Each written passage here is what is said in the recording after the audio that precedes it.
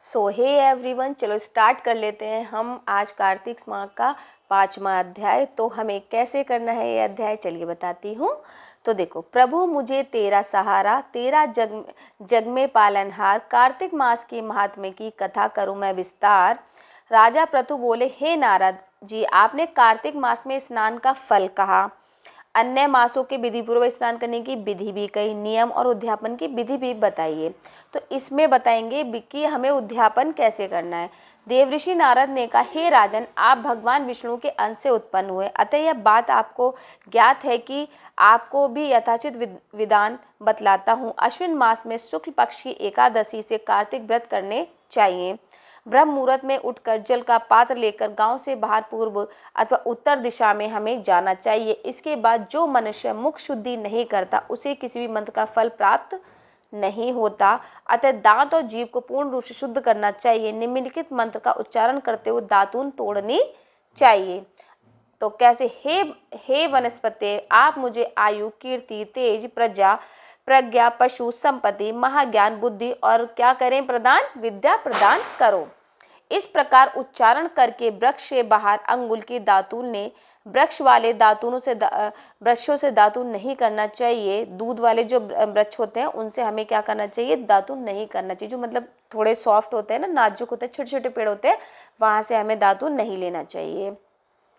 इसी प्रकार कपास, कांटेदार वृक्ष, जले हुए वृक्ष के भी दातून नहीं लेना चाहिए, है ना, से भी दातून लेना मना है। जिसके उत्तम गंध आती हो, जिसकी टहनी कोमल, ऐसे वृक्ष दातवन ग्रहण करना चाहिए।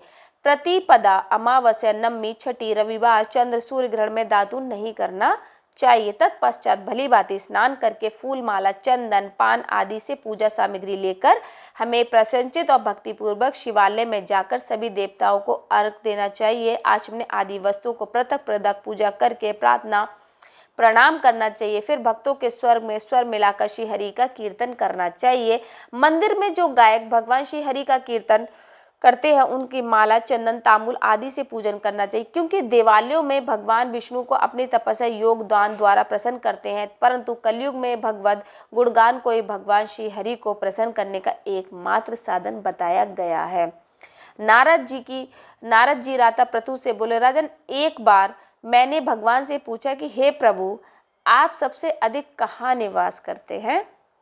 इसका उत्तर देते हुए भगवान ने कहा, हे नारद, मैं बैकुंठ या योनियों के हृदय में ही निवास नहीं करता, अपितु मैं जहाँ मेरे भक्त मेरा कीर्तन करते हैं मैं वहाँ अवश्य ही निवास करता हूँ। तो मनुष्य चंदन, माला आदि से मेरे भक्तों का पूजन करते हैं, उनसे मेरी प्रीति होती है, जैसा कि मेरे पूजन से भी कहीं नहीं हो सकती। नारद जी ने कहा, शीरीष, दतूरा, गिरजा, चमेली, केसर, कंदार, कटहल के फूलों की चावलों से भगवान विष्णु की पूजा नहीं करनी चाहिए। अड़हल, कंद, ग्रीष, जूही, मालती, केवड़ा के पुष्पों से भगवान शंकर की पूजा नहीं करनी चाहिए। जिन देवताओं की पूजा को जो फूल निर्दिष्ट हैं उन्हीं से उनका पूजन करना चाहिए।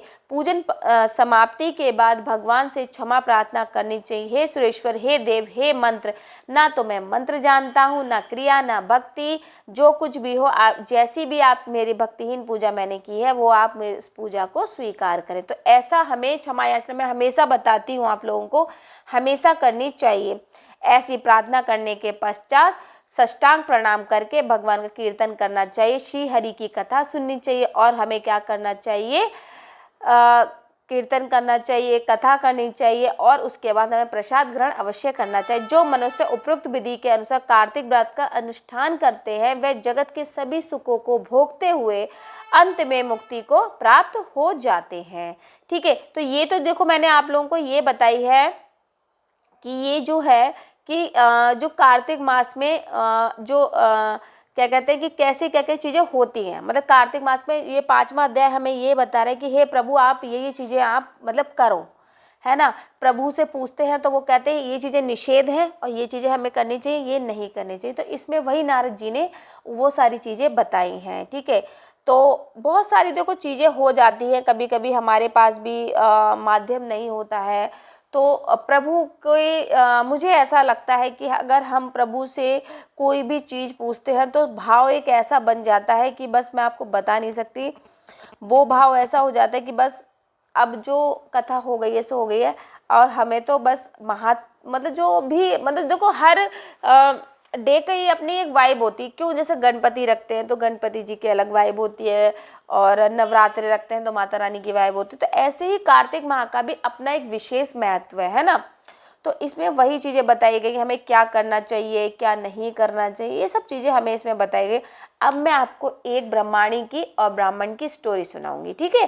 तो अब हम स्टार्ट करते हैं, चलो जी स्टार्ट कर लेते हैं आज की कथा, 5वें दिन की, मतलब कार्तिक मास के 5वें अध्याय की मैं कथा सुनाती हूँ अब आपको, ठीक है। तो सुनो, बहुत इंटरेस्टिंग सी बहुत अच्छी सी स्टोरी है। एक ब्राह्मण थे और एक ब्रह्मानी थी। तो वो डेली के डेली कहाँ जाते थे, जमुना जी में जाते थे स्नान करने के लिए। तो जब मतलब वो काफ़ी दूर थी, तो जब आके ना क्या होता था, जो ब्रह्मानी थी वो थक जाती थी। तो एक दिन उन्होंने ब्राह्मण से कहा कि अगर कोई बहू होती तो मैं आती, तो मुझे खाना बना हुआ मिलता, कपड़े भी धुले हुए मिलते, और मेरे सारा घर का काम भी हुआ मिलता, लेकिन मेरी तो कोई बहू ही नहीं है। तो उन्होंने कहा, तो ब्राह्मण कहने लगे तुझे बहू चाहिए, चल मैं तुझे बहू ला के देता हूँ। तो बहू कैसे मिलेगी, उन्होंने कहा कि एक पोटली में मुझे थोड़ा सा आटा बांध दो और उसमें थोड़ी सी असरफी डाल देना, ठीक है। तो ये लेकर ब्राह्मण देवता को जब उन्होंने बांध के दे दी तो वो चल दिए ब्राह्मण देवता जो थे। तो ब्राह्मण जो है चले जाते हैं, तो चलते हैं तो एक जगह बहुत सारी छोटी छोटी बच्चियां खेल रही होती हैं, ठीक है, लड़कियां खेल रही होती हैं, उन्होंने अपने अपने घर बनाए होते हैं। तो सारी लड़कियां तो क्या करती हैं, अपना घर बिगाड़ने लग जाती हैं, लेकिन एक लड़की उनमें से कहती है भाई मैं अपना घर मैं नहीं बिगाड़ूंगी। तो उन्हें लगता है कि मतलब वो जो लड़की है वो उनके लिए परफेक्ट है, और मतलब वही मतलब मेरी बहू बनेगी। तो वो क्या करते हैं, थोड़ी देर बाद क्या करते हैं, वो उस लड़की के पास जाते हैं, ठीक है। तो जब वो उसके पास जाते हैं तो जब ये सारी बातें हो जाती है तो ब्राह्मण के मन में भाई ये आई कि लड़की तो यही मेरी बहू बनेगी। लेकिन अब ऐसा तो होता नहीं है कि लड़की को एकदम कहे और वो आपकी बहू बन जाए, ऐसा नहीं होता ना, तो उसके घर वालों से ही बात करनी पड़ती है। तो ब्राह्मण के मन में अब वो लड़की छा गई, और उन्होंने क्या करा, वो जैसे जब खेल खत्म हुआ तो उसके पीछे पीछे चल दिए। जब वह लड़की अपने घर पहुंचती है तो बूढ़ा ब्राह्मण बोला, बेटी कार्तिक का महीना है, मैं किसी के यहाँ खाना नहीं खाता, तुम अपनी माँ से पूछो कि मेरा आटा छान कर मेरे लिए 4 रोटी बना देंगी। तो उन्होंने कहा कि बना देंगी कि यदि मैं मेरा आटा रोटी छान कर बनाएंगी मैं तभी खाऊंगा। लड़की अपनी माँ की सारी बात बताती है। माँ कहती है कि बेटी बाबा से कह दो कि 4 रोटी वह भी खा लेंगे। लेकिन लड़की कहती कि नहीं माँ, बाबा ने कहा है कि मेरा आटा छान कर ही बनाओगी, मैं तभी खाऊंगी। तब उसकी माँ कहती कि ठीक है, जा बाबा से कह दे कि अपना आटा दे दे और छान कर मैं बना देती हूँ उनके लिए 4 रोटियाँ। तो जब वो छानती हैं तो उसमें क्या निकलती है, असरफी। तो वो कहती कि भाई देखो ये बहुत अमीर होंगे, तो जब इनके आटे में असरफी निकली तो इनके पास कितनी धन दौलत होगी। तो रोटी जब खाने बैठते हैं तो ब्राह्मणी रोटी खाने बैठा तो लड़की की माँ बोली, तुम लड़की की सगाई करने जा रहे हो क्या। तो बाबा बोले कि मेरा लड़का तो काशी बनारस में पढ़ने गया है, लेकिन अगर तुम कहोगी तो मैं खांड कटोरे से तेरी लड़की के जो है साथ विवाह के साथ ले जाऊं। तो लड़की की माँ बोली ठीक है बाबा।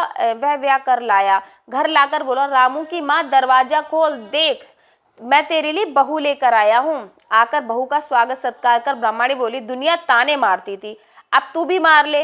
हैं हमारे हमारे तो 7 जन्म तक कोई बेटा बेटी नहीं है, तो बहू कहाँ से आ जाएगी। तो ब्राह्मण बोला, अरे ना तू दरवाजा तो खोल। ब्राह्मणी दरवाजा खोलो तो सामने बहू खड़ी थी। वह आदर सत्कार बहू को अंदर ले लिया। अब जब वह ब्राह्मण ब्राह्मणी नहाने जाए तो घर का सारा बेचारी काम करती, आते तो उनके कपड़े धो देती, उनके पैर दबाती, ये सारा काम ये प्रोसेस उनका चलने लगा। बहू सीख देती है, मतलब सास कहती है कि बेटा इसकी जो आग, चूल्हे की जो आग है वो कभी बुझने ना पाए। तो एक दिन क्या हुआ, वो लोग चले गए और मटके का पानी खत्म नहीं होना चाहिए। तो जब वो चले गए तो एक दिन क्या हुआ, आग जो है बुझ गई। तो उसने कहा चलो पड़ोस वाली से आग ले आती हूँ, मेरे सास ससुर आएंगे, उनके लिए मुझे खाना बनाना है। तो वो जाती है दूसरे से मांगने। अब वहां पे देखो क्या होता है, पड़ोसन के घर गई, बोली मुझे थोड़ी सी आग दे दो। तो बोली कि मेरे सास ससुर जो है थके हारे वापस आएंगे तो उनके लिए खाना बनाना है। तो पड़ोसन बोलती, अरे बावली है क्या तू, तुझे तो ये दोनों मिलकर पागल बना रहे हैं।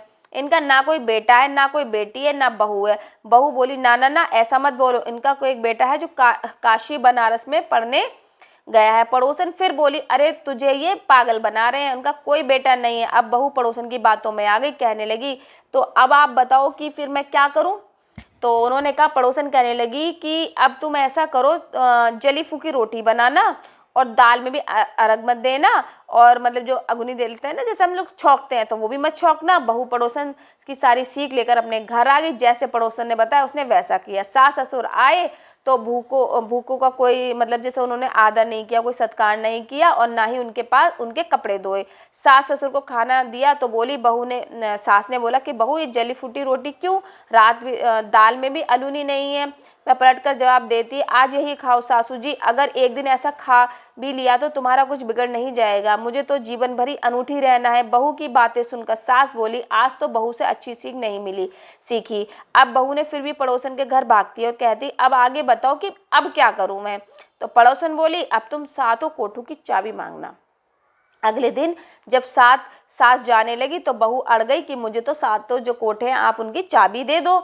तो सातों कोठों की चाबी चाहिए, तो ससुर कहने लगी कि दे दो इसे चाबी, आज नहीं तो कल हमें देनी है, तो हम आज दे देते हैं। तो उन्होंने वो चाबी उसको दे दी। तो बहू कोठे खोलकर देखे तो किसी में अन्न भरा है, किसी में धन भरा है, किसी में बर्तन भरे हैं, किसी में अटूट भंडार बने हैं। जब बहू ने सातवां कोठा खोला तो उसमें क्या निकला, महादेव जी, पार्वती जी, गणेश जी, लक्ष्मी जी, गंगा जमुना बह रही है, 36 करोड़ देवी देवता विराजमान है, और वहां एक लड़का चंदन की चौकी पर बैठा माला जप रहा है। सब देखकर बहू लड़के से बोलती, तू कौन है। लड़का कहता है कि मैं तेरा पति हूँ, दरवाजा बंद कर दे, जब मेरे माँ बाप आएंगे तब खोलना। सारा नजारा देखकर बहू बहुत खुशी, नाचती फिरने लगी, सोलह श्रृंगार का सुंदर वस्त्र सास ससुर का इंतजार करने लगी। उनके लिए 36 प्रकार के पकवान बनाकर सास ससुर जब वापस आए तो उनका बहुत ही आदर सत्कार किया, उनके कपड़े धोए, इस पैर दबाए। सास ससुर के पैर दबाते कहने लगी, माँ जी आज इतनी दूर बाहर कोस यात्रा पर गंगा जमुना के स्नान करने जाती हो, थक जाती होगी, तो मैं घर में ही स्नान क्यों नहीं करती। बहू की बात सुनकर सास कहने लगी, गंगा जमुना कोई घर में थोड़ी है, तो बाहर ही होंगी, तो क्या करूं। बोली, हाँ माँ जी कहती, चलो मैं आपको दिखाती हूँ। इनने सातवां कोटा खोल कर दिखा दिया। उसमें गणेश, लक्ष्मी, महादेव, पार्वती, गंगा, यमुना, जमुना ये सब बह रही थी, और तुलसी जी लहरा रही थी। 36 करोड़ देवी देवता विराजमान थे। वहां तिलक लगाई, चंदन की चौकी पर लड़का माला जप रहा था। लड़का बोला, माँ मैं तेरा बेटा हूँ।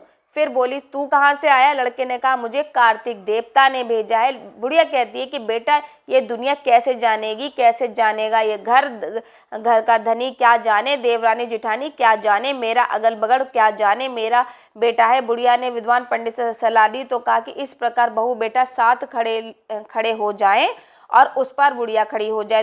बुढ़िया ने चाम की अंगिया पहनी हो, छाती से दूध की धार निकले, बेटे की दाढ़ी मूछ भीगे, पवन पानी में गठजोड़ बंधे, तो तब जाने की बुढ़िया कि तेरा बेटा है। उसने ऐसा ही किया। चाम की अंगिया फट गई, छाती में दूध की धार निकली, बेटे की दाढ़ी मूछ भीग गई, पवन पानी में बहू बेटे का गठजोड़ बंध गया। ब्राह्मण ब्राह्मणी का खुशी से अब ठिकाना ही नहीं रहा। कार्तिक माह के ठाकुर राय दामोदर भगवान जैसे बहू बेटा उनको दिए, वैसे ही आप सबको देना। तो देखो ये थी स्टोरी।